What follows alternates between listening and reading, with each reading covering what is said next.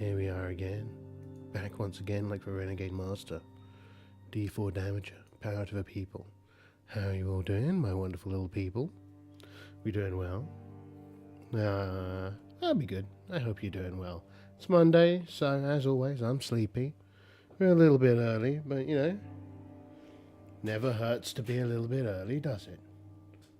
You know, one thing I'm kind of worried about is I've got a cable that's plugged into a thing like on the other side of a table, but it's very taut. It's a very taut cable. Maybe at some point I should sort that out and replace it with a slightly less taut cable. But yeah, anyway, today we're going to be playing some Werewolf the Apocalypse.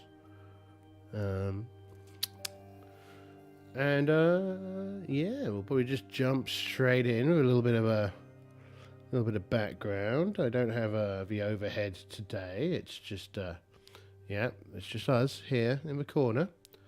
I hope the audio sounds good as well. Well, perpetually striving to try and get everything just a little bit better. If I move my studio software to that side of the screen, maybe we'll be better off like that. I'm bound to it. If someone does talk, I'm bound. When you do, if you do, one thing I'm trying to be is more positive, right, about everything. More positive. And I was thinking before I got on the session, just how sleepy I am after work. And you know, you'd imagine when someone said that, it's because they're working really, really hard. Whereas I just find that the work that I'm currently doing is so deeply unstimulating that by the time it's finished, I'm ready for bed. So there you go. Of course, that's the problem with moving the screens around now. Is of course I've got the camera in the way of what I'm looking at. So I guess I'm going to put it back over there again. Back over there. There we go. There we go. The fear that I have with having it like set up like this is that I might turn around and speak directly into the microphone and ruin all that hard work. But well, whatever. This is where we are. You don't come here for perfection. You come here for beautiful scuff and weird and unusual games. So, what's Werewolf the Apocalypse? I did a short video on it a few weeks, well, probably several months ago now. And we created the werewolf Robin Latour, who is a investigative journalist. They are, of course, a werewolf. They're a bone gnawer and a ragabash. So the bone gnawers, if we freshen ourselves up a bit. All of werewolves, they call themselves the Garou. And they divide themselves up into tribes. And who are the bone gnashers? The bone gnashers are, if we I can probably no, don't do that. I can probably have I got a PDF box in here? I do. You got a little PDF box, so let's unhide that little PDF and then try and focus it in a bit. There we go. Yeah. This is the kind of stuff you're here for, eh? Okay, let's just make this a little bit smaller on screen. See, it's probably unreadable, but hey, gives you an idea, right? So, bone gnashers. This one guy known as the Honourable Bullsack once said that behind every great fortune, someone did a great crime. And the moment I can hold that someone accountable, you better fucking believe I will. The bone gnashers seek to discover the obscured in all its forms, secrets, passwords, shortcuts, anything that they might use for their advantage over the obvious. They are especially adept at hiding in plain sight and they often exist amid groups of a lower socioeconomic status. Those who go unseen by the people who consider themselves superior and are indifferent to the lives of lessers. Bonoras in play might expect to infiltrate a restricted area, pilfer a compromised journalist's laptop, eavesdrop on dirty cops, witness an illicit deal happening, and surmise how they're all related. So you can see why I kind of picked these to be the kind of guerrilla investigative journalist. And Ragabash are the pranksters of the vampire world. I mean, pranksters is probably selling them a bit short. Where are they? Auspices. So the auspices kind of represent what phase of the moon you represent. So, Ragabash, who is the greater fool, the headstrong dipshit or the knucklehead who follow him willingly into folly? Changed under the sign of a new moon, the Ragabash are the tricksters of the Guru Society, the auspice given the greatest latitude to challenge traditions and question the way things have always been done. Not least because the way things have always been done has resulted in the apocalypse. So, and kind of one of the key kind of structures to Werewolf is that, unlike Vampire, which is very much about kind of self-gratification and, kind of exploring the darker side of the character. It's very much kind of how much power can we accumulate. The werewolves are very much around trying to stave off the end of the planet. Right, so they're very interested in the Mother Gaia and kind of fighting the injustices and the destruction of the world via kind of via corporate greed. And for this, the spinnings of the worm, right? Not the spinnings, because there's the spinner as well, right? But the machinations of the worm and how it has adapted far better over time to its role in the universe, that being the role in this case to kind of seed chaos and kind of destroy stuff. So yeah, that's what we are. The Ragabash, and we are we're a Bonar. So back to the character. Let's hide the Adobe. Hide. And come back here. So I don't have a picture. I couldn't think of one. I probably have found one, but I didn't. So this is where we are. I was just kind of grabbing some audios. So we can set this. Yeah, 25th of March is as good as any date to start the game. The game takes place in a comparable real world, much like with Vampire the Masquerade. The world is much as it is today in the real world, just for there's magic and werewolves and vampires and all sorts of other bits and pieces. That's what it is. Now I should probably do my ritual kind of like a little bit late, going around and checking to make sure that the stream is streaming. Are we streaming? And do we have audio? It's always so weird going to the front page on Twitch. It's just like, oh, why are you all so... Are we streaming? Why you... Yes, see, I can hear me. So weird going to... It even sounds like I'm making human noises. Let's even test this, eh?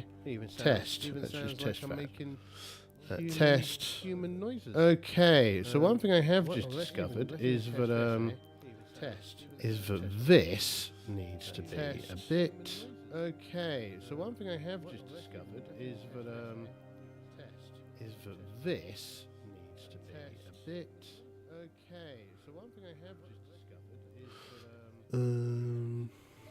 that... is that more readable? Kind of, not really.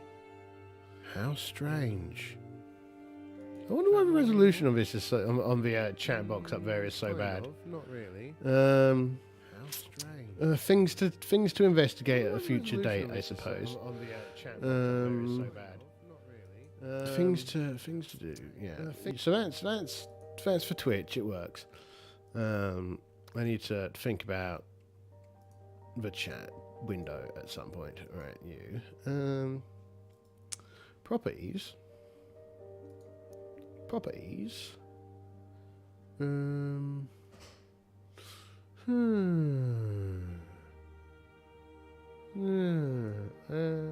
I just like squeeze it instead of... Ooh. That might be it, eh? I think I might have like squished it. Squished it at some point. We'll squish it this way a bit, maybe. Yeah. Okay. That's good. There we go. Whoever said that we weren't the most scuffy scuffington on the scuff. Who had ever scuffed? The most scuffed to have ever scuffed. There we go. That's what we are here at Dungeon Slime HQ. Now, see, now I get to feel like someone's watching, but you know, maybe they are. Maybe we're being watched all the time. YouTubes? One thing I really enjoy on YouTube is how, I don't know, maybe some bots will come along and they'll watch some bits and pieces on the channel, and it's like, okay, cool, there's for bits and pieces, and it'll make you feel like you've been watched, and then YouTube will come along and delete the views, and you'll be like, oh, okay, maybe not, and then they'll come back again later, and they'll have left you with only like 2 views, and you're like, well, at least I had for 2 views. And then they'll come back. And like, no, we'll take those views as well. And you're like, oh, well, now I've got none. How sad.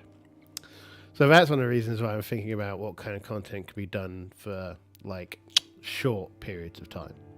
Anyway, back to the character. Back to the important stuff. Sorry, I'm talking nonsense and not focusing on the things that I should be focusing on.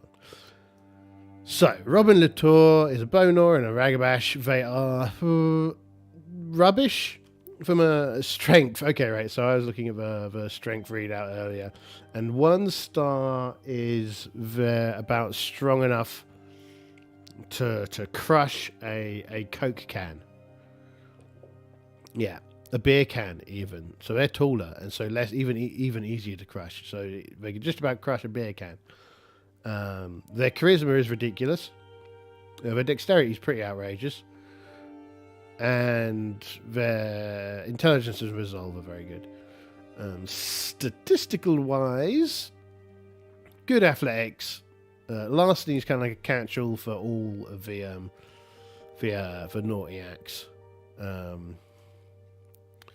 So that's it. That's fine. Roll. Dice roll. Okay, right. So that's all good. We've got the GME. Melee, a little bit of melee. So we don't have firearms because I'm kind of starting off at least in the UK, and we don't really have guns. Because, you know, who needs guns? Violent people, that's who. So a point of melee, a point of stealth, a point of survival. All pretty standardy stuff. And in skills, we've got 2 in insight. We've got some in performance, persuasion, streetwise, subterfuge, and then some in academics, investigation, politics, and science, right? So this kind of feels like it makes sense for kind of like a guerrilla investigative journalist. No custom roles. We've got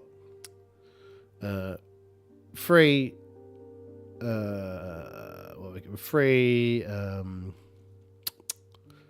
gifts, right? So stare down, blissful ignorance, and spider song. Stare down basically lets you intimidate someone. Blissful ignorance means that people kind of don't see you for all intents and purposes. And then Spider Song allows us to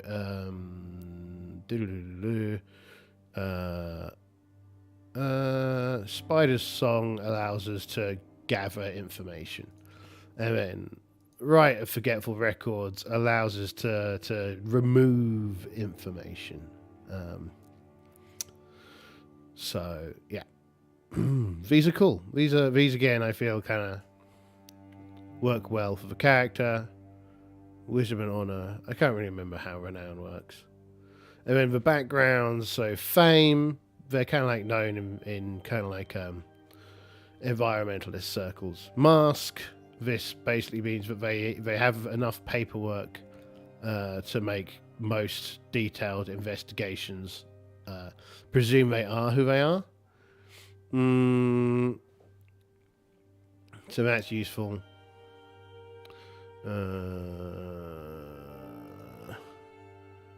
We took the monkey wrenches, which is basically an additional kind of background that we get that says that we're pretty good at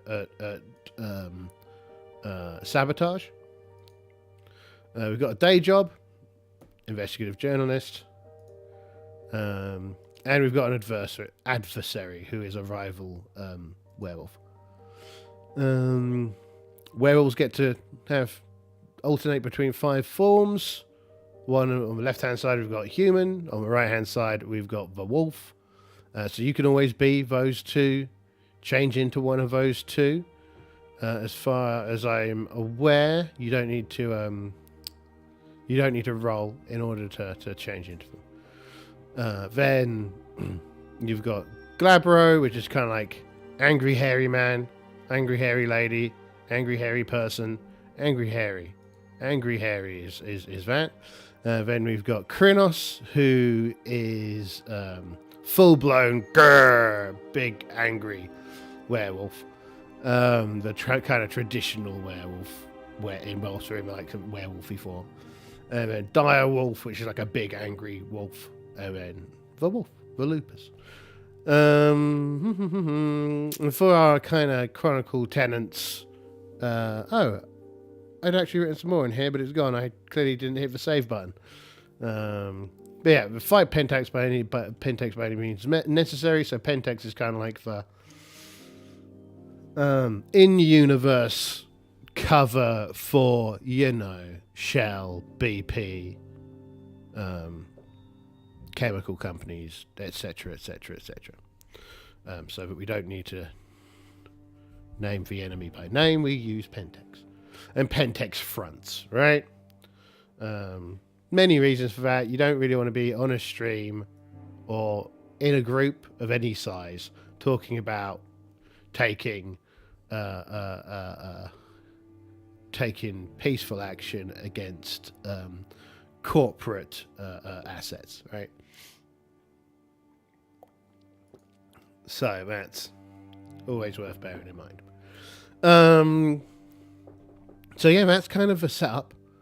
I don't really know what to think about Robin just yet. She's she's gonna do the do. I think you tick off as fees go up. You don't. Yeah. So the number varies the number that I actually have because it's based off of the stats of some description. I think health is something over here. Probably, I guess, dex and stamina. Fair enough. And then willpower, I think, is wits and resolve. But this all auto-calculates for you. So yeah, okay, cool. Top bananas. As always, we're going to be using Mythic. So we've got our Mythic on here. Mythic. Hello. How are you doing, Mythic? I do need to move these around a bit so that I can... I'm moving you people to the right-hand side of my screen. Sorry. And I'm bringing this over to the left a bit so I don't keep on looking sideways. But for 2 reasons, I'm going to end up doing my neck in. Not great fun. And I'm going to keep on talking directly into this microphone. And then you're all going to get upset. And I'm going to get upset. We're all going to be upset. But as it is, we're not upset. We're having a great time. Everything's fine. I haven't set up any fancy backgrounds or anything yet. I seem to have both calendars installed. Don't like that. I only want one calendar because things start to get confused if you've got 2. So let's go manage modules. And let's... what have we got? What have we got and where have we got it? And this is another one of those where I thought, oh, we're just going to get right into it. But instead I've ended up rambling a bit about the system. I mean, rambling a bit about just nonsense. And then rambling a bit more. I've been doing some more rambling. And now I'm here checking... so we want weather FX and simple weather controls. Do we want simple... Oh, well, we don't have small time installed. So how have we got two of these? That's strange. Oh well, let's just ignore it. If we ignore the problem, it will just go away. I mean, it won't. Anyway, when the characters wake up, they tend to, if they've had a nice rest, they get 1 point of rage. Rage is used to do all your werewolfy stuff. If it goes down to 0, it means you've unwerewolfed yourself and you have to go find a way of getting angry again. The main way of doing that is if you howl at the moon at the first time you see it during the night. So like the first time you howl at the moon during the night is how you get your initial rage point, right?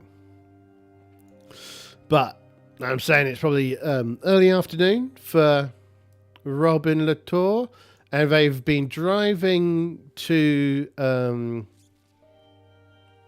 they got off the train in a where were we gonna be? Hold on, let's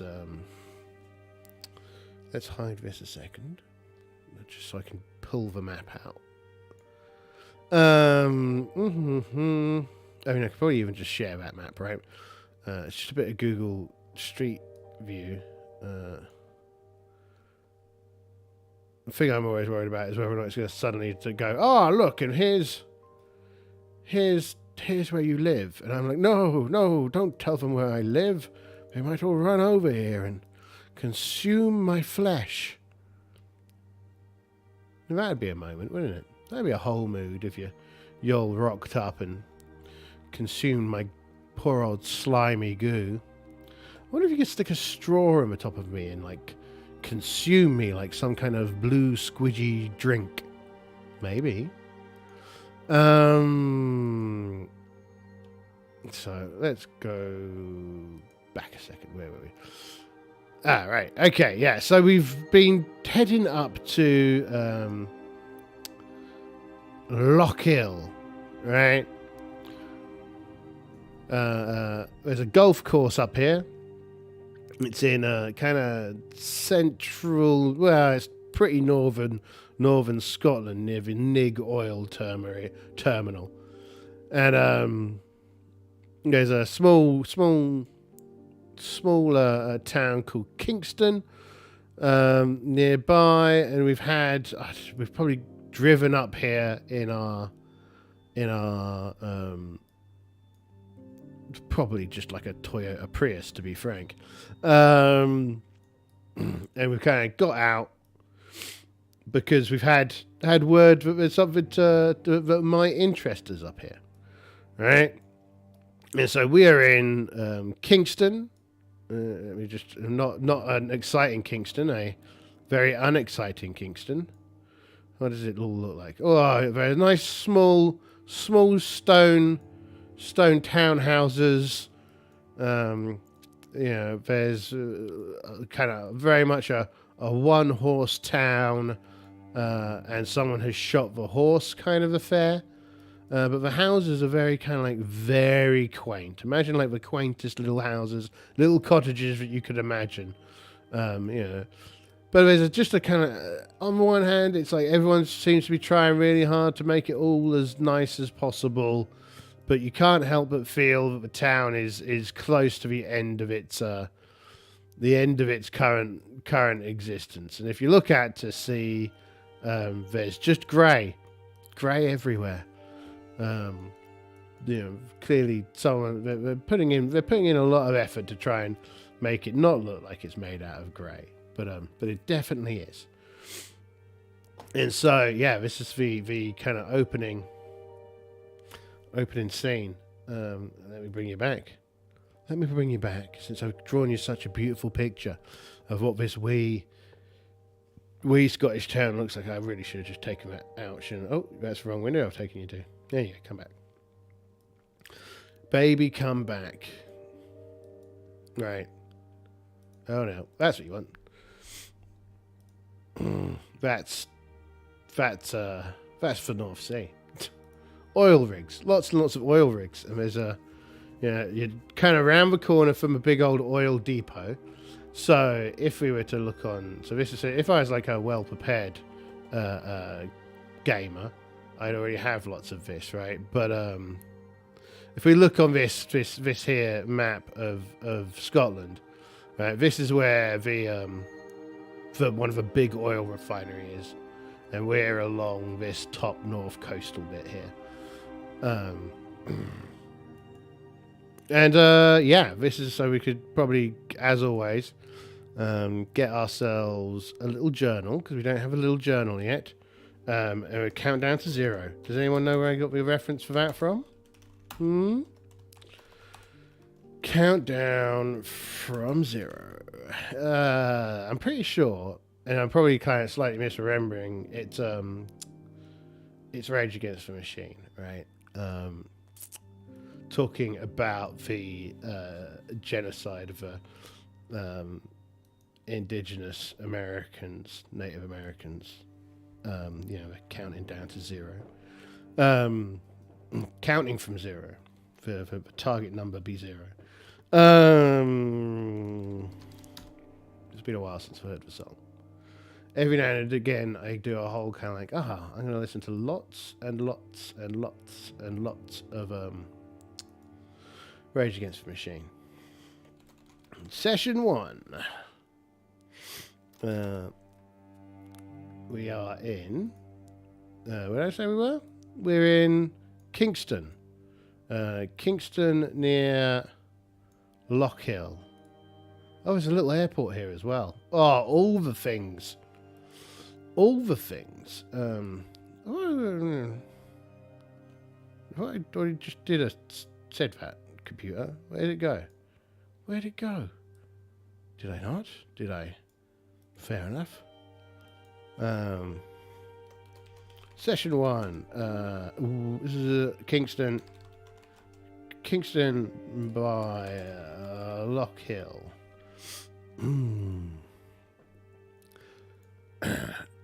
And I think it's pretty clear to see that this is an area that kind of relies on its access to the ocean, and it relies, and you can, lots of folks around here work at either the plant, do something with the rigs, right? Kind of like the significant chunks of the population will be away on a rig. What kind of airfield is Milltown Airfield? Yeah, I thought it probably was, right? It's an RAF base. Okay, so there's the military here as well. All kinds of people could be responsible for what's about to happen. Right, and we meet up with a local activist. We're going to call the local activist... What are we going to call the local activist? What we're going to call them is fantasy name generator.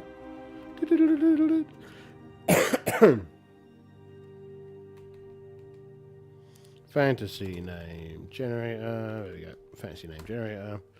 And we're going to go... See, the bonus thing with fantasy name generator is it has normal names in it as well. We want Europe. We want S. S for Scottish names. And the one that I can see behind the camera, because the camera is in the way of this part of my screen, is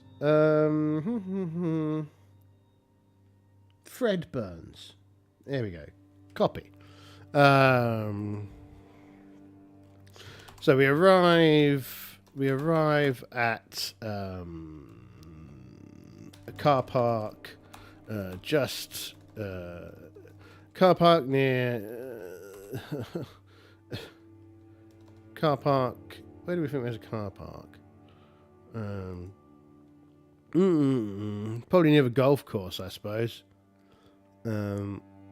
Almost certainly near the golf course. You could tell this is definitely the kind of place that wealthy Americans and business owners kind of come into. Oh, Lane Nature Reserve. There's supposed to be a nature reserve here as well. We arrive at a car park in Kingston near the golf course, where we are meeting a local environmental activist, who has been reporting on, who's been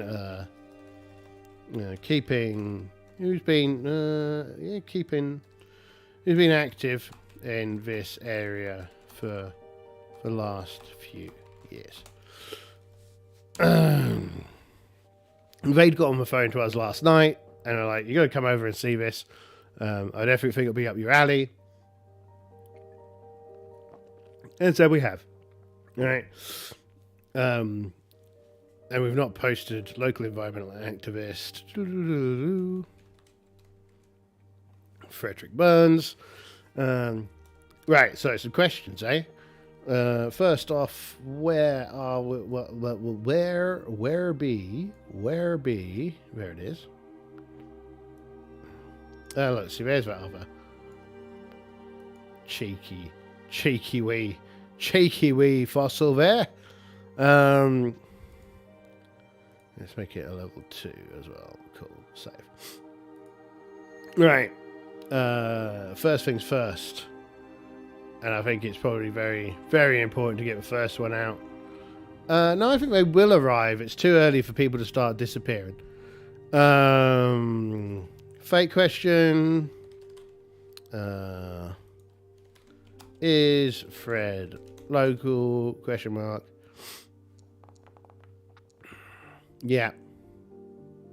Fred is a local fisherman who also takes folks out on boats when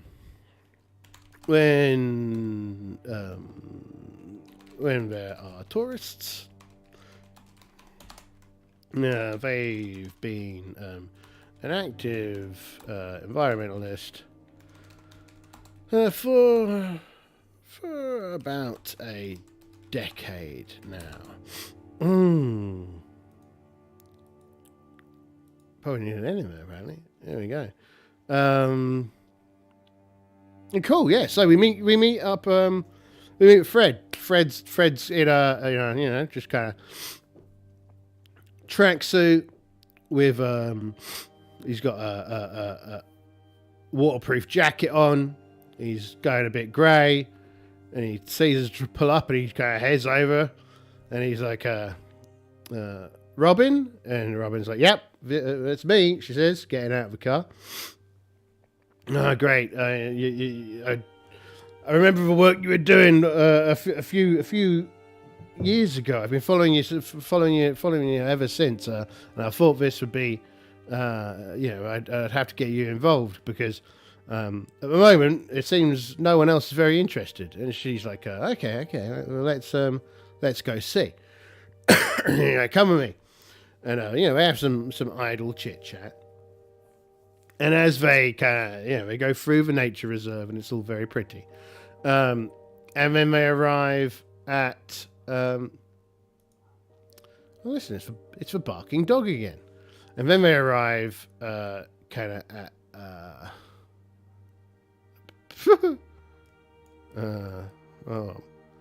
Oh. I love the fact that there's a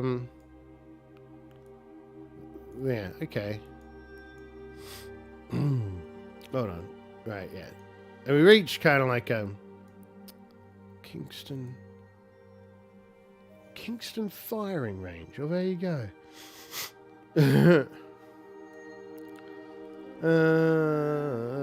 Whose firing range is that?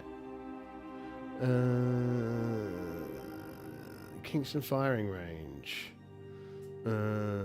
Dear ammo, dear Kingston firing range. How strange.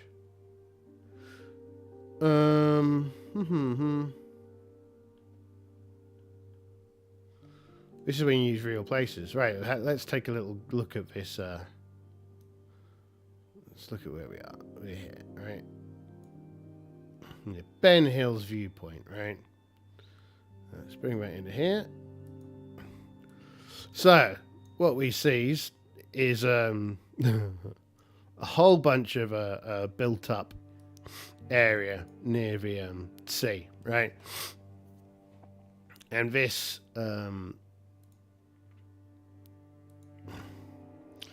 is a reasonably flat, clearly quite unpleasant coastal area. Yeah, is all there. And as we took a look around, sorry, I'm being distracted. I'm trying to do too many things at once. But the bonus is I'm still reasonably focused. Right, so we look around this she's brought up to this area. This guy, he's got his wee walking pole out. He's got his dog with him. He's got a retriever. And look out across the North Sea. And on this beach, there's just dead fish. Had to have been, didn't there, really? You knew where I was going the minute I rocked up to a beach of the North Sea. And there's just like dead fish all over the place, right? And she's like, that's a lot of dead fish. And he's like, that is a lot of dead fish. I phoned the BBC and I phoned ITV and I phoned Channel 4 and I phoned The Guardian, and none of them seemed to be very interested. They all were very quick to go hang up the phone and get out of here. Right, well, glad you got in touch with me then. And she starts wandering down the beach. I guess we're going to first off by going question for the system. But maybe more like, where's the character gone? Here she is, Robin. I think we'll probably do a straight investigation roll, all right? And we'll use, what attributes do we have again? I think we got wits. Wits is probably the one. Confirm. So wits that low. Okay. Stats. I don't know. Wits 2. Right. Okay. Real dice gets replaced by the rage dice. Get out of my way. I want to see what the result was. Okay, there are 4 successes. So if we check the rule book, I've got a big old tome here to look at. We check the tome, the rule book. What have we got with? What do we have when we have 5 successes? Right, 5 successes. I mean, it's a good one. 4 successes even. No. Again, we're learning the system together, my friends. Learning the system together. What's the scale of a 4?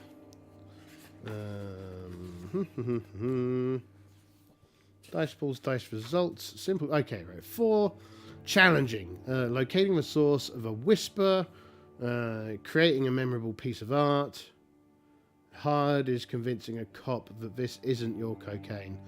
Placating a hostile spirit. Okay, right. So, if there's something good and juicy to find, we'll find it. With a result of 4. So, Robin heads down to the beach. Right, okay. We haven't written it here, have we? The beach is covered in dead fish. Now this actually, now I put my brain on, right? This is a new scene, right? Scene 1, expectation.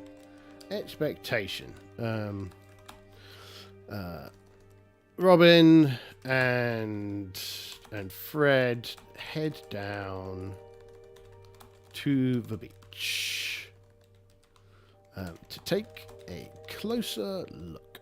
That's what we expect to happen. So let's test the scene. We're getting good at remembering to do these things. Where'd it go? Where are we? There we go. Here we are.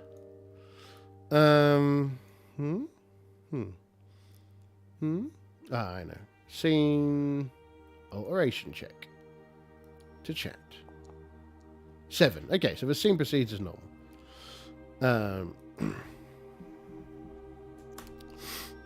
So we've done the investigation roll. Done a little investigation roll. We got 4 successes, which means we definitely found something of interest, right? If we go to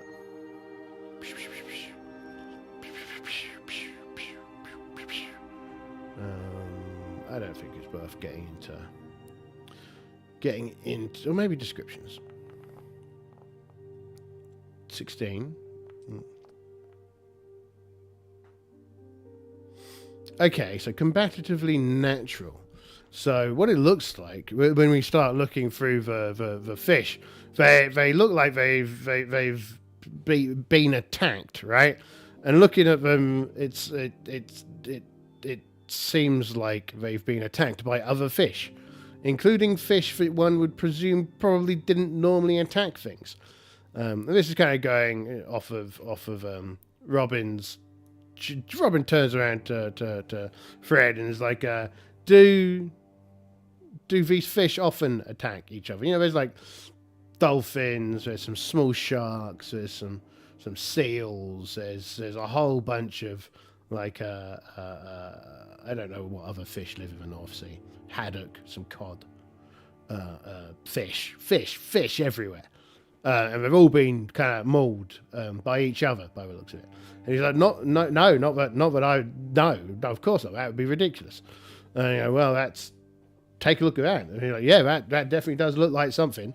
Whilst they're on the beach, so while they are on the beach, are they approached? Question mark. Fake question.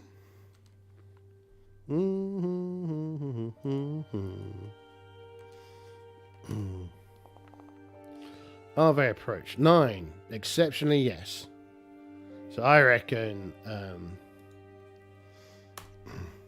the 2 of them are squat down looking at the fish when a police officer with a pair of officious looking men a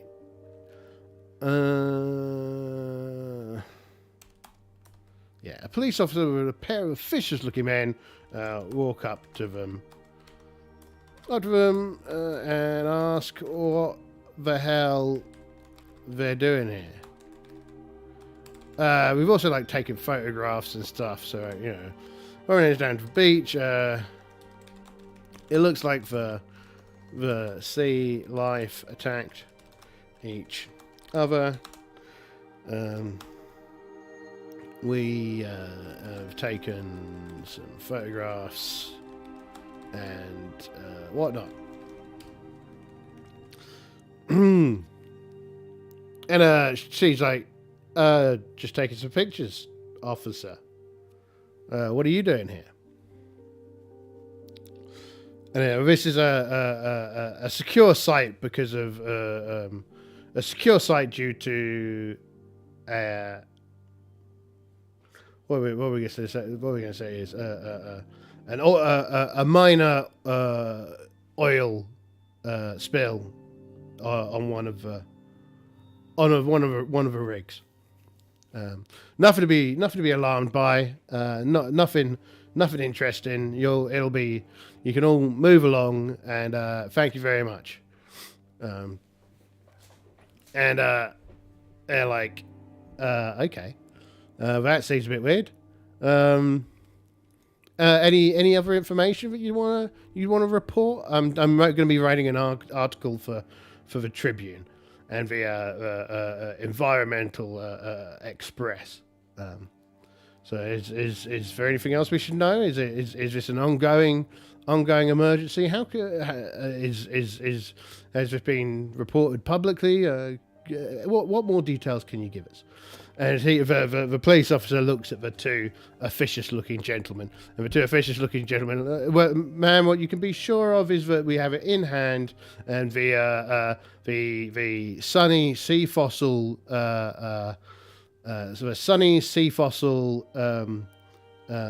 Protection Organization has this fully in hand.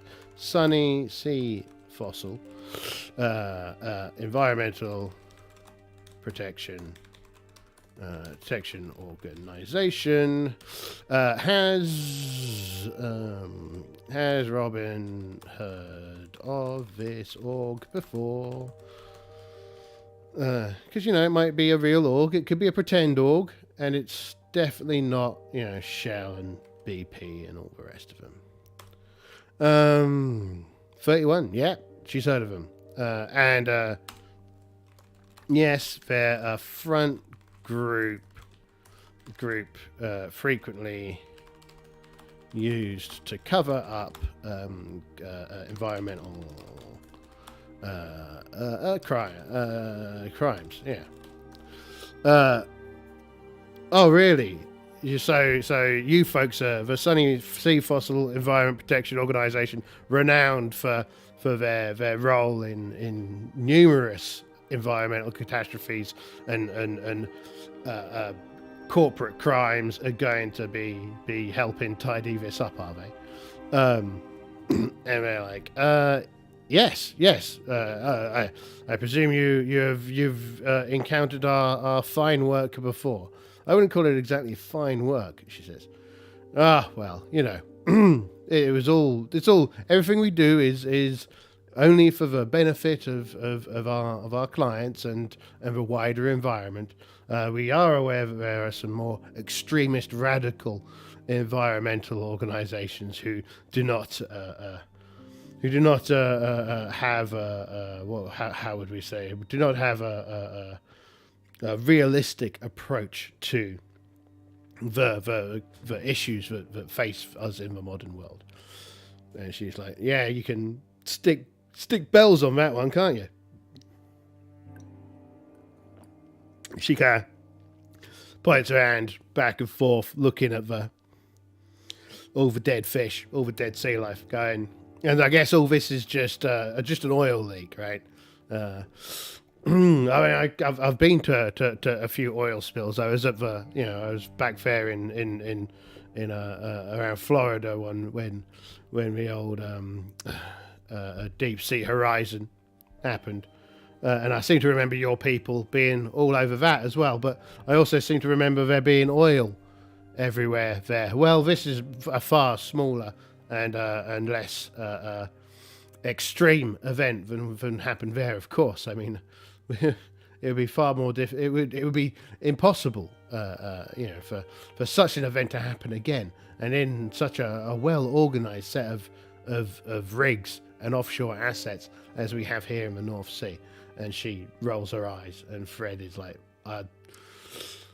I don't know what's going on here. And the police officer says, look, this is a secure area and you're not allowed to be here. If we'd like to ask you to leave. And she's like, well, I mean, this is public property. I'm more than allowed to be here. I'm afraid not. It is now the property of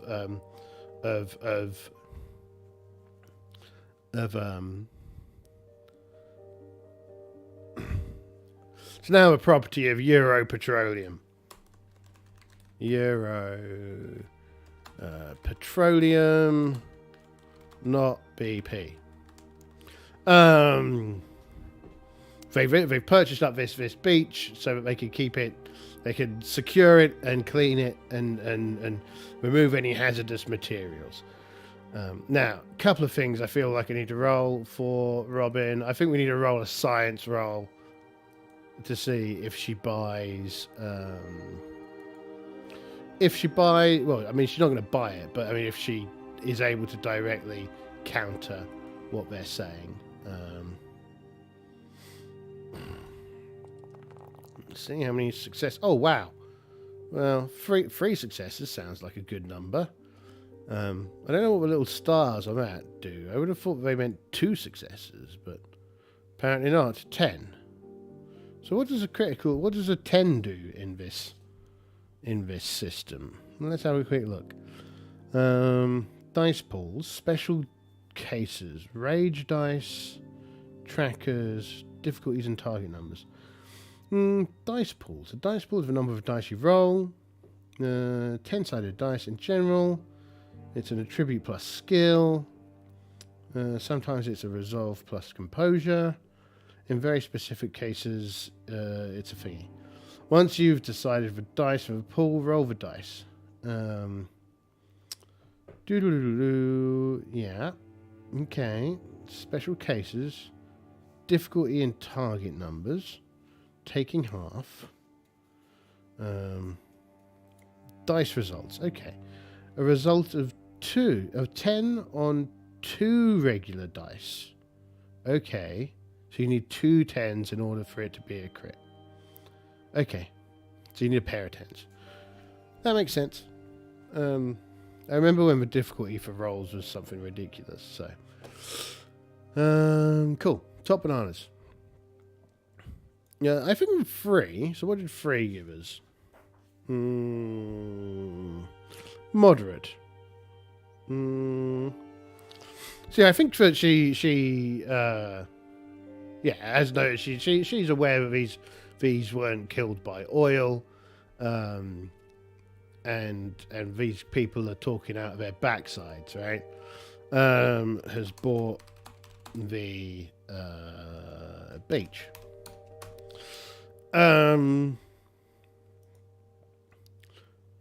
But, and here's, she's not willing to get into a fight just yet because she would quite like to know what's happened here. So she is going to, technically speaking, I should probably have started a new scene when they turned up. But I'm going to say chaos goes up, and the 2 of them return to the car. So, scene 2. Robin fires up her laptop to file her initial observations on her website. On her website and on a open citizen journalism site. Right, so she gets out. That's for the expected scene, right? So let's check to see whether or not that's the scene we get. Hello, take the chaos factor up. Scene alteration. To chat. Every now and again, I see someone pop in, and I'm always so excited. I'm happy that you're all here. It's great times. Good fun. Exciting things progress. I probably should have told Freds that I was here. I really wish there was a plug-in into, well, anything into Freds. It would be pretty useful, but there's not, so we're where we are where we are. Doodly-doodly-doo. My nose is itching.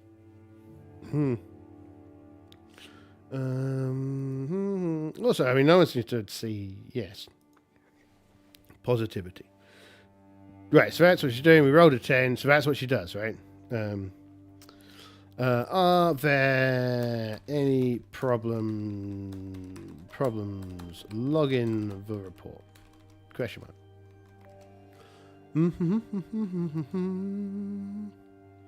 Mm-hmm. 43. No. Oh, yes. Yes for her problems. Yes. Yes. The signal is really, really bad here. And she's unable to upload the pictures as quickly as she'd like. Okay. Do any police show up to provide assistance? Question mark.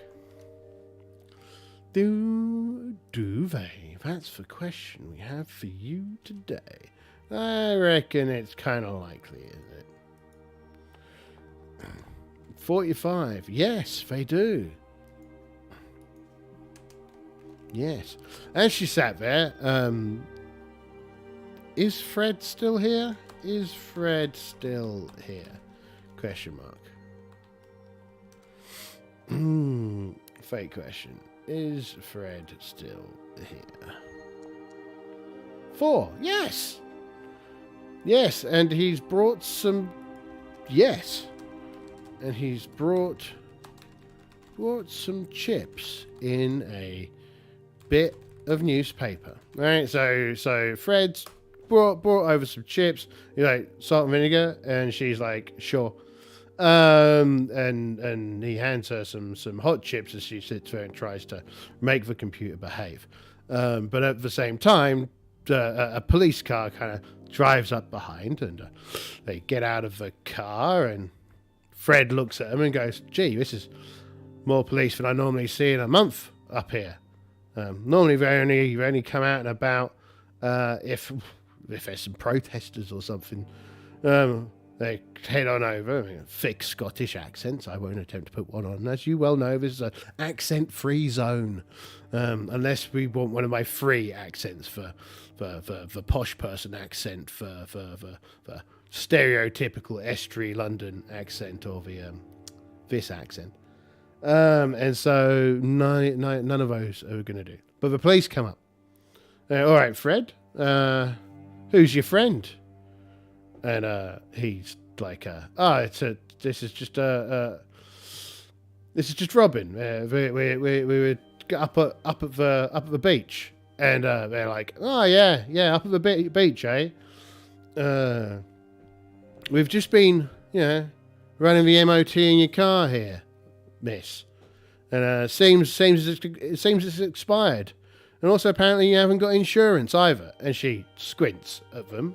Yes, no, I do have insurance, and the MOT is up to date, she says, and she rummages through her wee glove box and pulls out the documentation. And they take kind of a cursory pretend glance at it and go, yeah, sorry, we'll have to take you down the station to really figure out what's going on. Sorry, and of course, seeing as your motor hasn't got an MOT, we're gonna have to. We have to impound it, take your keys. And she's like, what on earth are you doing? This is ridiculous. And I'm like, sorry, it's just the way, the computer says that you've not got an MOT. The computer says you haven't got any insurance. So that means I'm afraid we're going to have to, take you back and just have some conversation, right? We'll run it on the proper computer back there, and maybe it'll all come up fine. And she kind of attempts to. Okay, she says. And looks at Fred, and she passes off the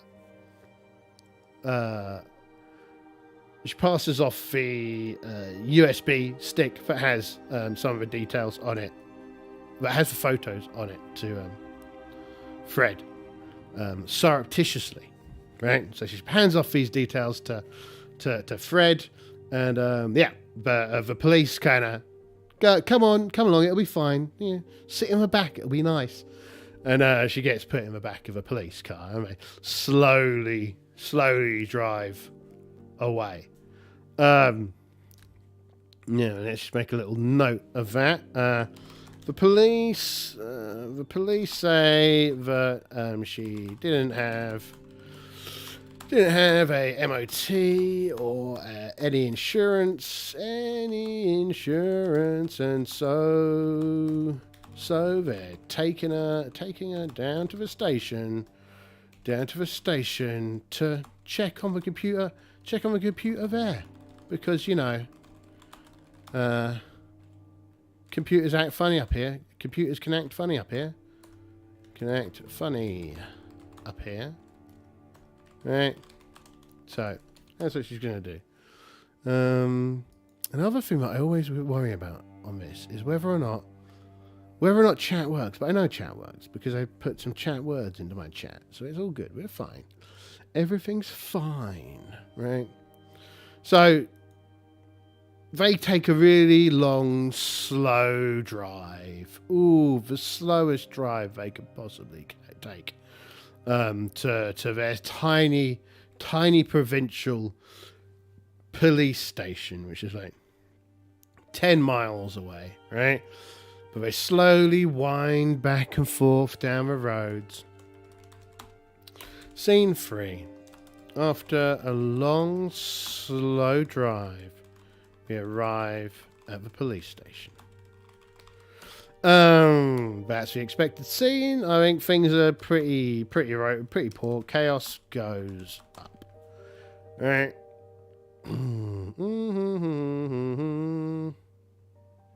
Well, at the moment, some of these feel like, they've not had much of an opportunity to interact with the systems, but that goes up to 7. My nose itches. Anyway, yeah, so that's gone up to 7. Let's do a scene alteration check. What happens for scene 6? Interruption event. Okay. 28. NPC action. Okay. 74. Divide. Evil and divide. Well, one problem is we haven't populated our thread list. I mean, we haven't populated our character list. So let's just stick some characters in here. Of the obvious characters locally are Pentex / what did we call that wee group of that wee shell company, the Sunny Sea Fossil Protection Organization. So they're like a Pentex cover group. We've got the other one was not at all a cover for BP. We've got Euro Petroleum, Pentex. Well, we don't always have to be Pentex, but it's a good hand wavy gesture to the camera, going, look, Pentex is basically all of the potential bad companies rolled into one. We're all cover groups for the same big old thing, right? We've got the police, and we've got the army, we've got the MOD, and last but not least, I feel like we've got what have we got? Computers, drive. We've got Pentex for police, MOD, and we've got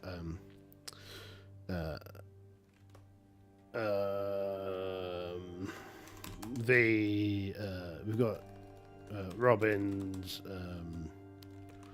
journalism, and I think because we also put into the NPC, so the NPC list is a bad name for this. Really, this is like the list of interesting events that we hope might happen, right? If we add another one, so we go 6. Something weird happens, right? And I think we're going to take a couple of these. We're going to give us a few lines in the table. It's going to be something weird happens. Right. Cool. And this is so that something weird might happen, and we like that. So what goes on? Character list. No, I didn't want to click on it. What I wanted to do is click on the dice next to it. Yes, I know I could have rolled off a thing. Pentex, Sunny Sea Fossil. Divide Evil. Okay. So the two chaps have gone their separate ways on separate plans, right? So this is an interruption event, right? So scene 3. Interruption. Divide Evil. The Sunny Sea Fossil Environment Protection Organization, who, as we know, are not at all an environment protection organization. They are a corporate protection organization that covers things up, right? And I reckon Divide Evil, what they've done is they've gone to Fred's house and taken back the USB stick. Probably USB stick after threatening them. So that's what we've done. Right. Scene 4. And that's kind of off scene, so I don't really think that affects our chaos rating. So the other thing that I could have done here is had them kind of like interrupt directly on this whilst the police. Oh yeah, there we go. No, let's carry on, right? So that's one thing, because we had Divide, so they can deal with both of us both at the same time, right? So I think that the police drop us off at a small office. Probably not even a small office, right? A small kind of truck, small van,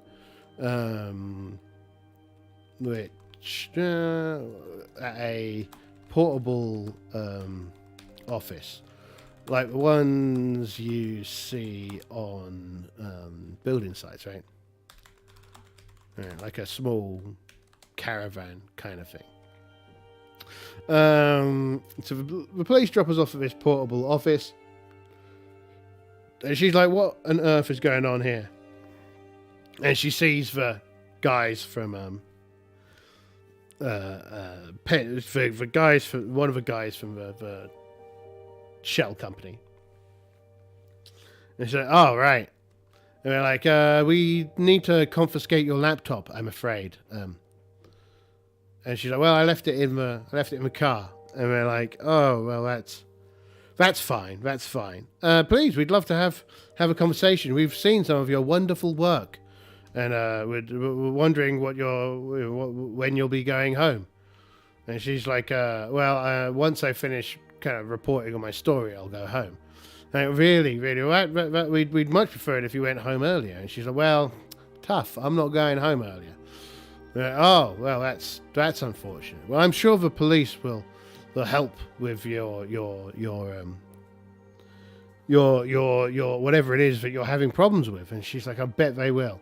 And I guess the kind of portable office is next to the small police station. And I reckon they can take her into the police station. Take her into the police station. The police station after the Pentex. Pentex goons have a bit of fun outside. And I reckon, right, we're going to sit her down at a desk and ask her boring police procedural questions for about an hour.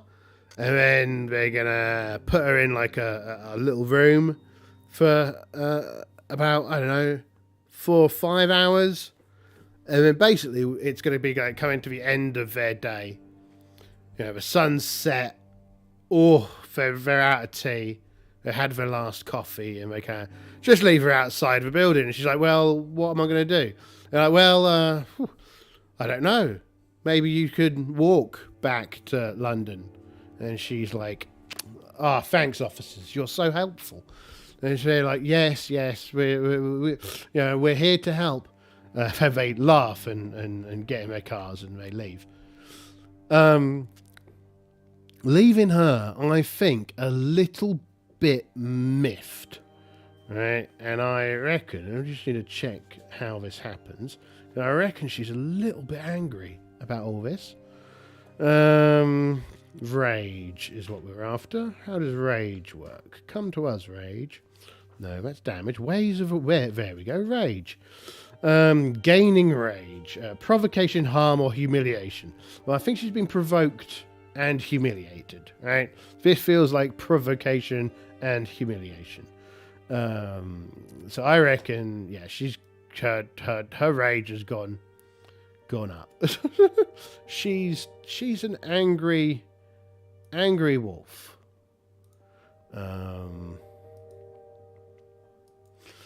And also pretty grumpy about all of this. She's about 10 miles away. So I reckon what she's going to do is she's going to take her clothes off, put them in her bag, and she's going to turn into a wolf. And probably going to turn into like pure wolf form, I think. Silver immunity, social test limited to wolves and guru. I mean, turning into a wolf in the UK is nowhere near as useful as it could be in some places. How fast are wolves? Good question. How fast do wolves cover territory? I don't know. Terrain? Whatever. How fast? Travel 20 to 30 miles per day, but may cover 100 miles a day when prey is scarce. Right, so I reckon it will take her, about an hour to get back to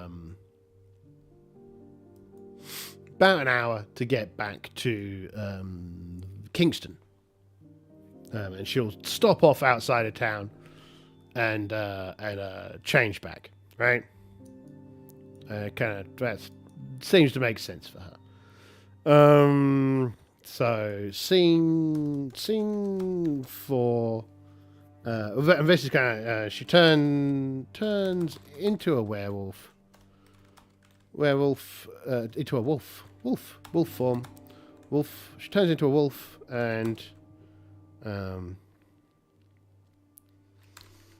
heads to Kingston by Lockhill. That's what we think happens. And what does the world think happens? And I think her chaos factor's gone up again. I think time is she's annoyed. Scene operation. To chat. 6. Interruption event. Okay. 17. NPC action. Interesting. 21. Release. 60. Misfortune. Oh, that sounds like a fucking nuisance, doesn't it? Okay. Release misfortune. Let's see who releases misfortune. Something weird happens. Okay, well that makes sense. Something weird happens as released misfortune. What kind of thing do we feel that something weird is? Well, clearly it goes back to whatever is currently poisoning the sea life in the North Sea, isn't it? So, release misfortune, interrupt scene, release misfortune. And what's our misfortune going to be? More. Maybe it's not gone into the sea this time. I mean, maybe, because we're currently blaming the oil company. But perhaps it's the MOD. It could be the army that are doing this as well. More of the toxin escapes into the environment.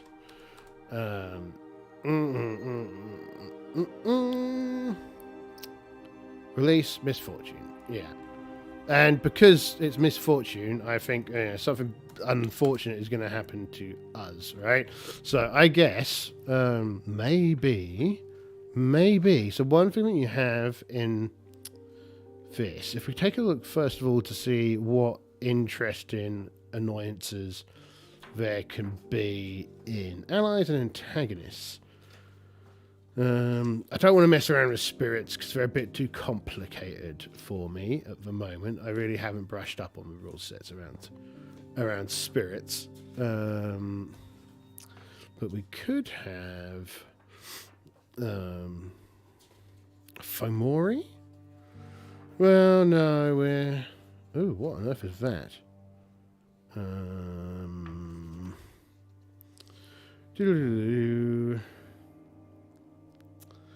A ravenous locust. The locust is a thin, frail creature burning with hunger. Okay.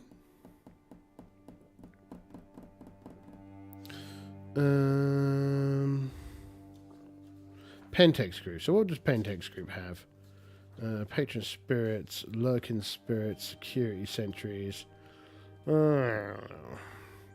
Act 2 antagonists.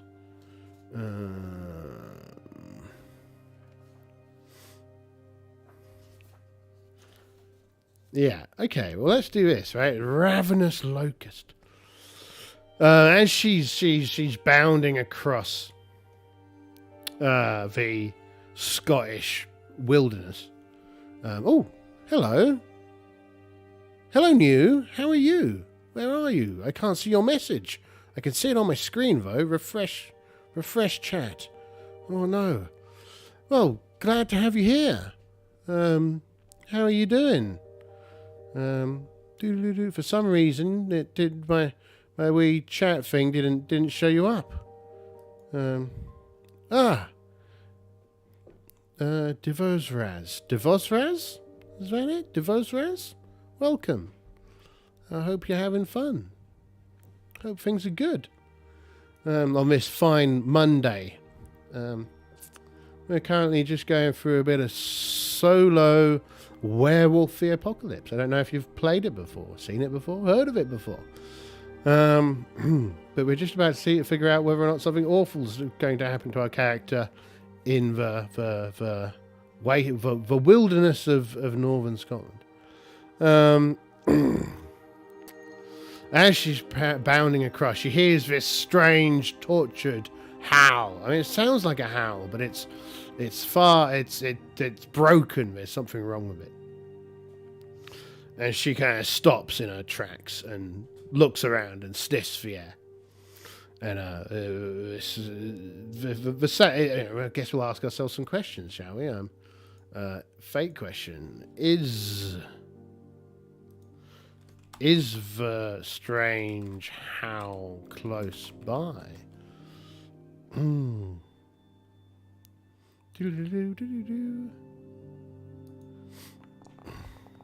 Yes, it is. Uh-oh. So if the howl is nearby. The howl is nearby. So, yeah, this is Werewolf the Apocalypse. It kind of focuses on like a modern horror setting, right? So there's kind of Vampire the Masquerade, Werewolf the Apocalypse, and Mage the Ascension.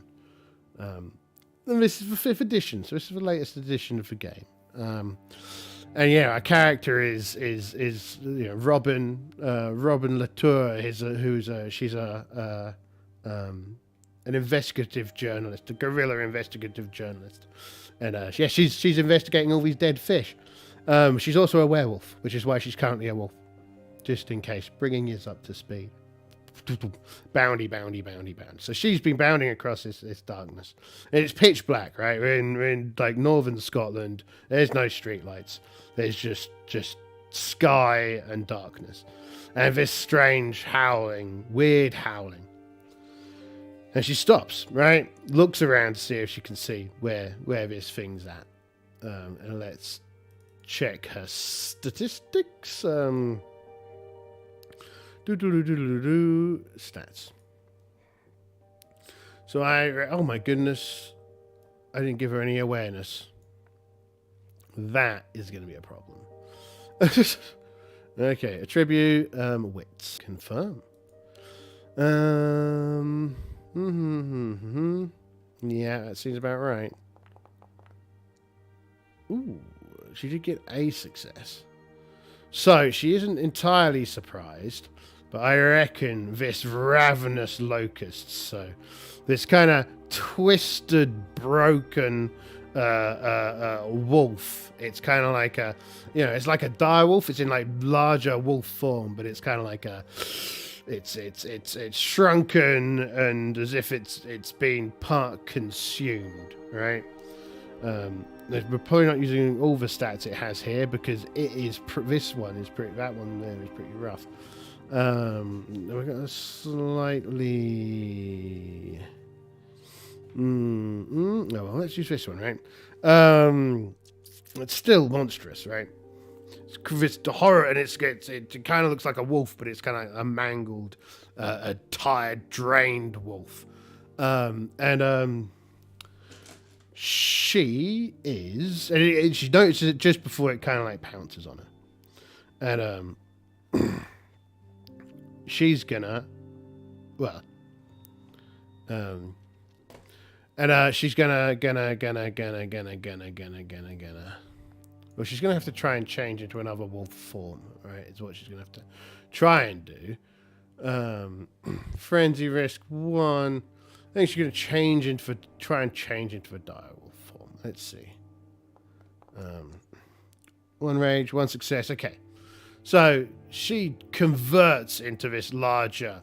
The wolf, her muscles kind of ripple beneath the surface. Her teeth get longer. Her eyes start to shine red, and this other wolf kind of leaps towards her. And this other wolf is probably going to have a far better time of all this. So she gains +2 to physical tests, and she can regenerate 1 per turn, and she does 1 aggravated damage. So that's something, right? That's something, because her brawl is also non-existent. So what she's probably going to try and do is run the hell away. But that's not going to be easy. Descriptions, gifts and rights. Spider's song, blissful, ignorant. Yeah, none of those are going to help her. So I reckon we're just going to have to try and run the heck away. So I wonder if it's going to auto add the dice. So we add dexterity to this roll. Yes, it does. Okay. Roll. So she gets 8 successes. So she sees this thing, turns into a wolf, turns into a bigger wolf form. This thing starts chasing her. She turns tail, starts belting it away. She's running with 8 successes, right? So that's a lot of successes. Now, I need a way of rolling a bad guy. Create an actor. Story character. That'll probably do, right? Brute. And if we give it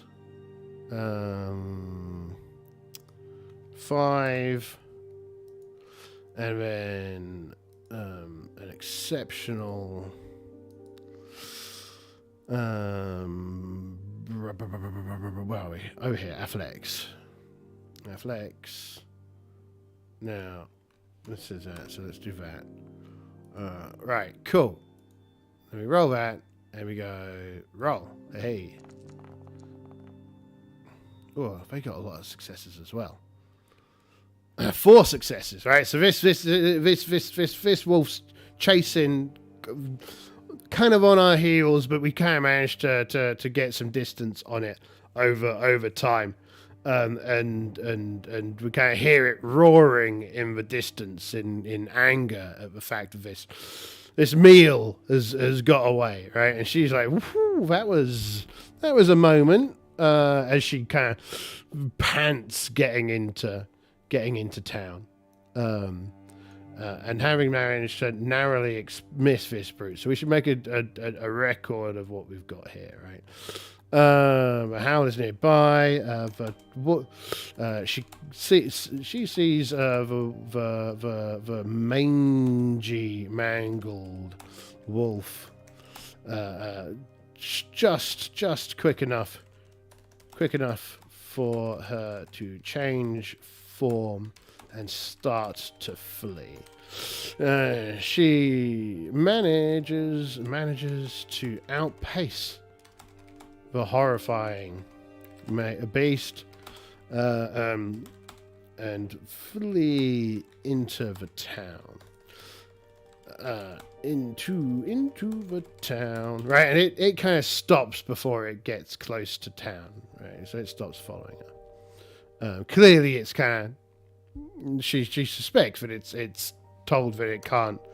She suspects that it has some kind of aversion to the settlement.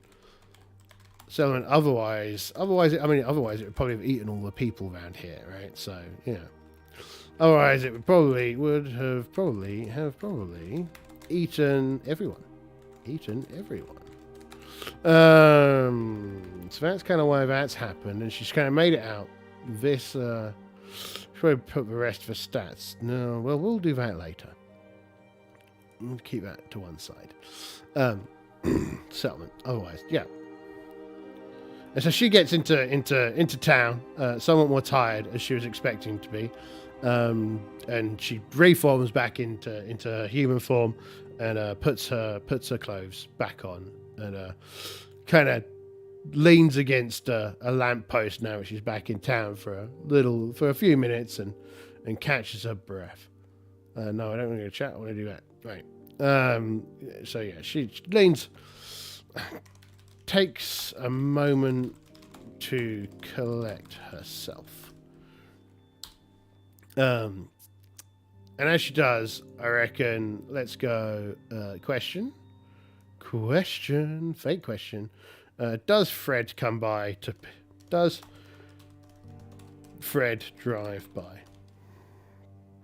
Drive by looking for her. Because Fred, of course, is probably out driving up and down the road seeing if he can find her, because he doesn't know she's a wolf.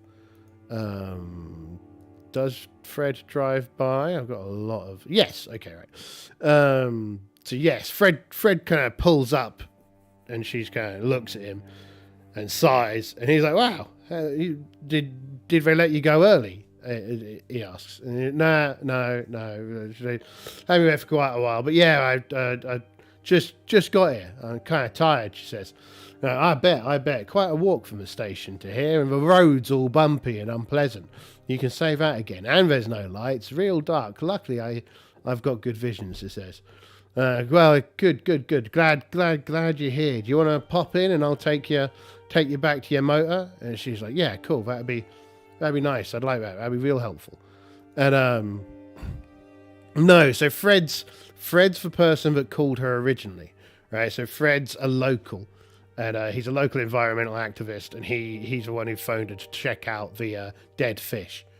And so he was there when she got taken away by the police, and now he's been looking for her to help her out. So yeah, it's kind of his fault she's here. Sorry about that. And so he kind of picks her up, and they head back to the car. And they get back to the car. She gets out, and she's like, "Yeah, right." Now the thing is that I reckon that the police and the Pentex group want her gone, so they've not kind of like clamped the car, right? They want her to just go the hell away. So I reckon that the car isn't clamped. There's just like a little parking notice on it going, right, you've stayed too long in your parking spot. Yeah, you've got probably like a half dozen fines on the front of her car. She kind of pulls them off and has a little laugh, and Fred kind of has a little shrug, and she's like, right, There's definitely more going on here than meets the eye, she says, and leans, kind of half sits on the car bonnet. And she leafs through the material and looks up at him and goes, right, we're going to have to break into that office, she says. And he looks at her and goes, what? He's like, yeah. She's like, yeah, we're going to have to break into the office and we're going to have to figure out what's going on. But first, she says, let's do it right away, she says. And she gets into her car. And he's like, well, you can't just go breaking into offices, right? I know, we've got things to do. Don't worry, I'll do it. You head on home. I've got my motor now. And she's like, well, I can't do that, can I? And she's like, don't worry, I got this. This is what I do. We need some more evidence. And, that's probably something, right? The laptop has almost certainly been stolen, right? So her laptop's not in her car. Almost certainly taken by Pentex. Right, so let's just make a note of that, otherwise I'll forget. And so she looks at the back of her car and she's like, my laptop's not here. Like, for those guys from the super shiny happy seashell company came around and they pressured me into giving up the USB key. And she's like, damn. Yeah, but don't worry, I've got a copy. And he kind of pulls out the copy that he had. And she's like, nice one. Right, I'm going to go check out these offices and I'll see if I can get my laptop back. And then I'm probably going to go find somewhere to stay where the old Bill aren't going to find us. And I'll look into this tomorrow, she says. And he's like, all right, good luck. You got my number if you need it. And he's like, yeah. She's like, yep, thanks. And she starts up a Prius and they head to... She heads back down to the police, the wee police shop and the small kind of box office thing, right? She kind of pulls up outside, and that should be a new scene, right? New scene. So scene 5. Yeah, scene 5. She arrives outside the cop shop and the small container office.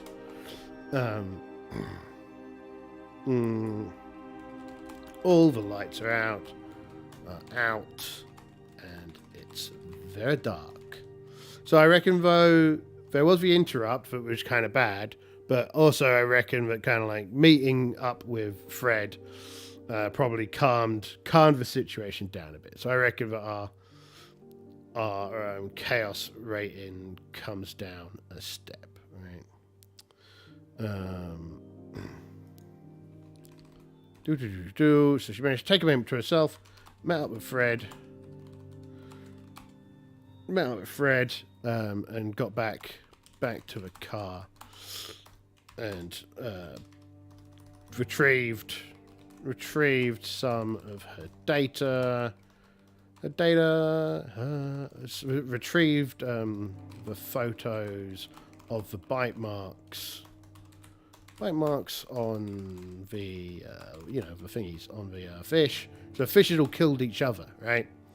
So it wasn't. They're pretending it's an oil spill, right? But it's clearly not an oil spill, and she's not buying none of it. So yeah. She's not buying none of it. So scene 5, we reckon she's going to arrive and everything's dark. So let's test for scene. 9, smooth. Scene happens as she expects it to. So yeah, all the lights are off. Okay. What are her skill sets again? She's got larceny, right? So she can break. She's gonna get out her little hair bob pin, and she's gonna larceny this, right? Larceny. I reckon it's probably. You think it's dexterity? I reckon it's probably dexterity, right? Let's roll. Well, how difficult do we think the lock is? I mean, it's only one of these small container ship, kind of one of these small container portable officers, so I reckon the lock's not very good. Normally we actually have push button locks, but no, we'll not worry about that. We might even have a card lock, but we'll see. What's the last thing you're going to give us? Quite a lot. 4 successes. Okay, yeah, that's enough to get through like a challenging lock. So she kind of sits down, kneels next to the door lock. It's got like a bit of it's got like a key thingy, and it's got the handle, and it's got a door key, physical key, and she gets out her little kit, and she's like, okay, right, I've dealt with these before, and she quickly deconstructs it, takes the barrel out, opens the door, puts it back together again. So now let's ask a question: Is there any security? Question mark.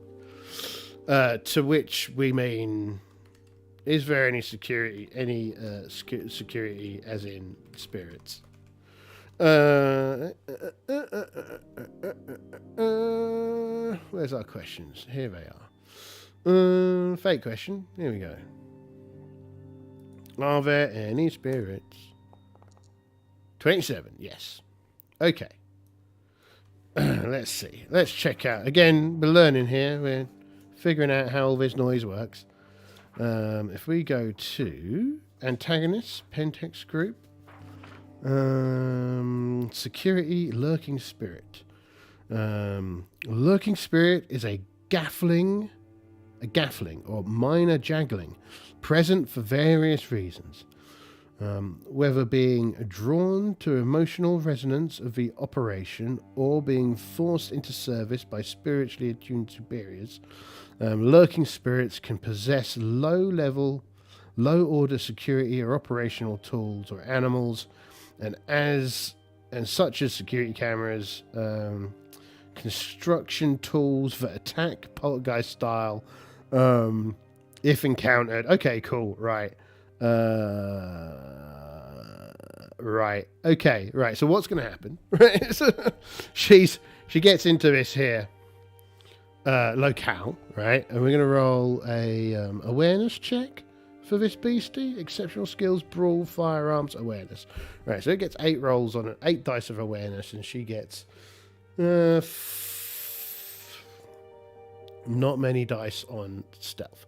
So what we're just going to figure out is just how quickly it sees her. So she gets 2 successes, and it's going to get... Ooh, beasties. Come to us, beasties. We can still just use you, and we can go add exceptional skill. Awareness, add, and we'll stick that at an 8, and we'll give it a roll. Did it give it a roll? No. Give it a roll. So it beat her by 3, right? So it's going to pick up on her reasonably quickly as she dashes in, looks around, and she hears this starting up outside, and she's like, "That's a bit weird." And she quickly kind of scans the area, right? Does she?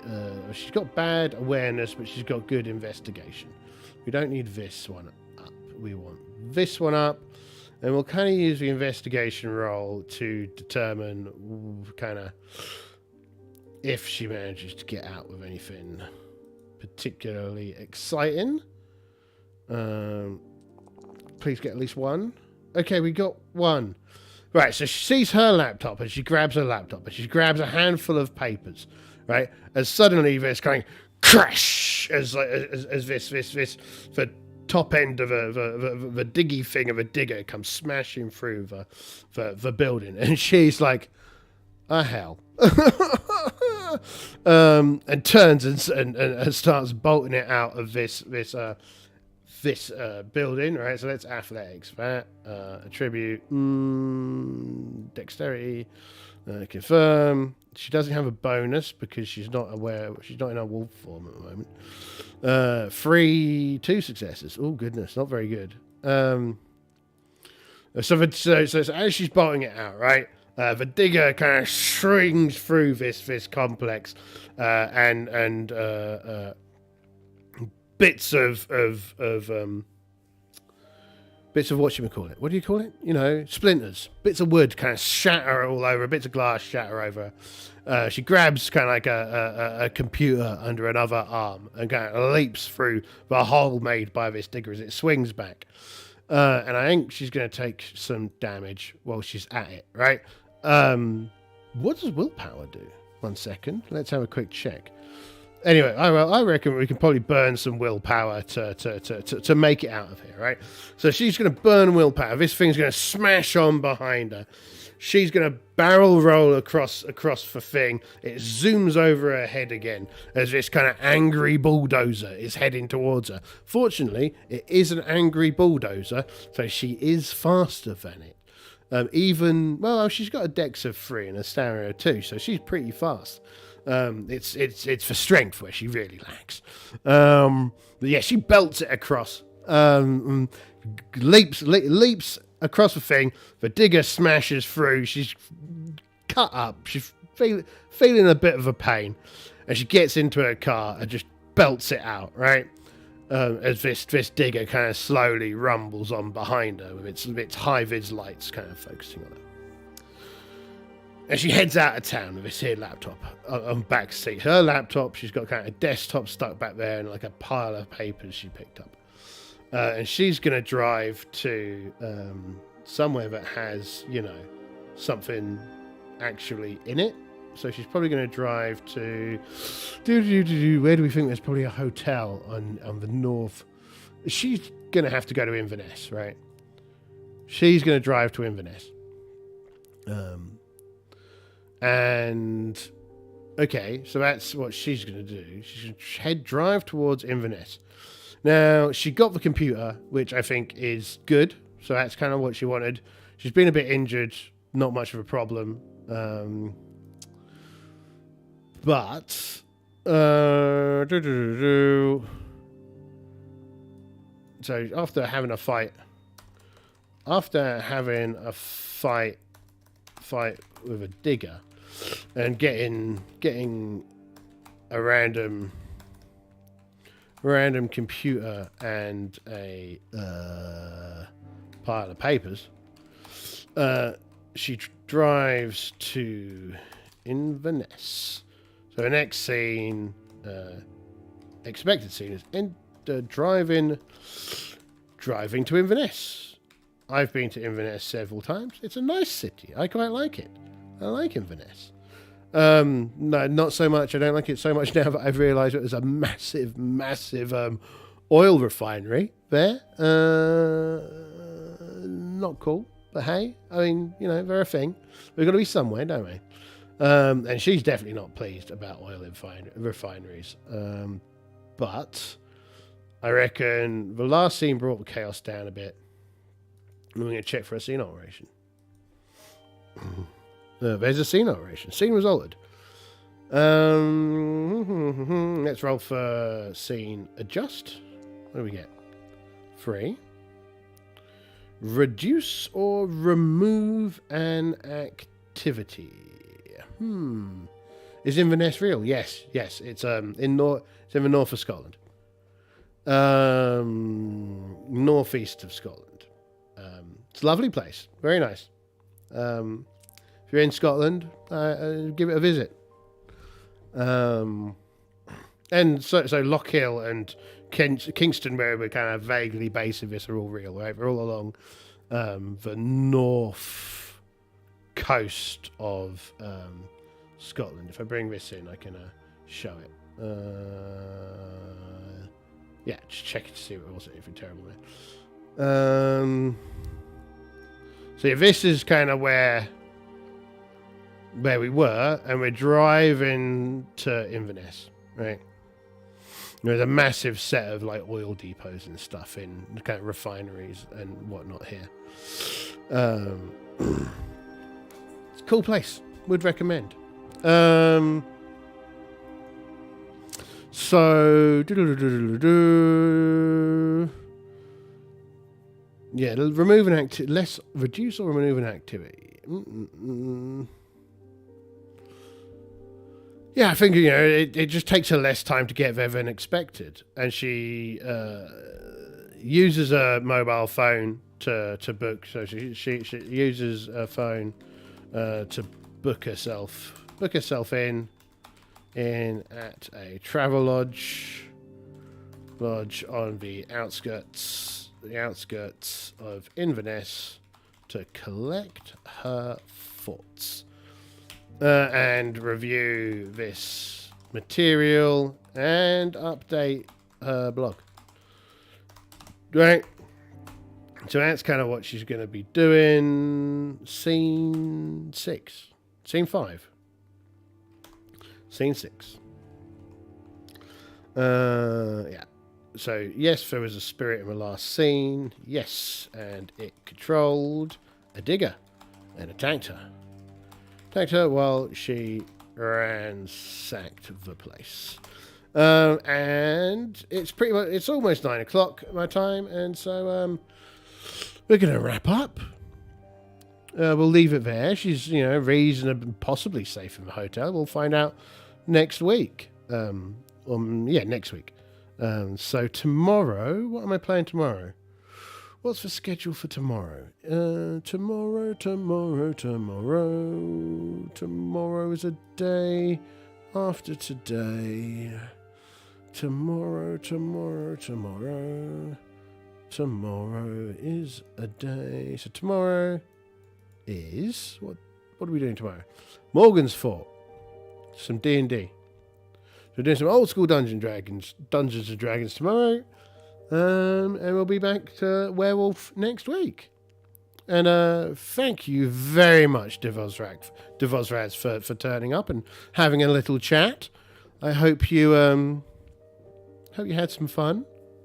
I hope you're having a good evening or good day, and I hope you continue to have a good evening and a good day. So, you know, it's been a pleasure. Cool. Yeah, thanks. It was fun. Great to have you here. Look forward to hopefully having you here again in the future. Remember, subscribe and, you know, like and all that kind of jazz. You know, that'd be cool. That'd be fun. So bye. Have fun, everyone. Love you all, or something like that. You know, cheers. Now I'm going to remember where my off button is.